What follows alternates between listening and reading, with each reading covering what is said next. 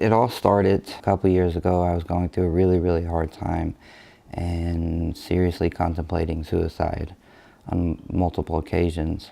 And I knew I needed help. It was in my mind that I needed help, but the words just got stuck in my throat because of fear of being stigmatized and the fear of being shamed based on something that isn't my fault. To continue that, I finally got onto a better regimen of medicine that was working, but one of them ended up causing me a lot of side effects. So they put me on one that is high in side effects, but also high success rate. The only problem is they can't really increase very fast because of the fact that it can kill you. If you go into the hospital, they can adjust it at a much more aggressive rate because they can monitor your blood levels constantly. And I wanted to be proactive in that.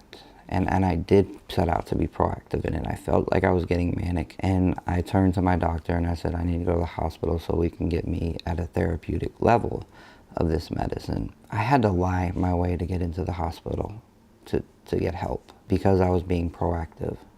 The system, in a lot of ways, is failing the people with mental illness, and that's because we are taught not to talk about these things until it is a drastic situation.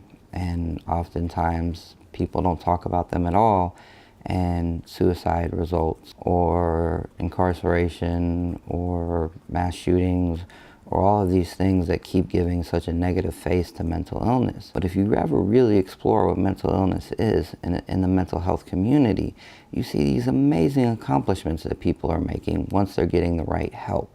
And that is why I'm doing this movie. And that was the call for me to take action, because I needed to help other people see the benefit and strengths that they have within themselves in order to overcome a horrific illness. And it's one that costs way too many people their lives, and it's one that causes way too many people to hide in shame and feel embarrassed for something that is entirely not their fault. I feel very passionately about the fact that there needs to be a call to action of we can overcome if we let go of the stigmas, if we can show the better side of mental illness, if we can show our strengths. And I don't think that every person with mental illness is going to be, the next Sir Isaac Newton or the next Abraham Lincoln or one of the other well-known, well-renowned people who had mental illness and overcame it. But I think that every person has a right to live a day-to-day life without embarrassment or shame of something that isn't their fault.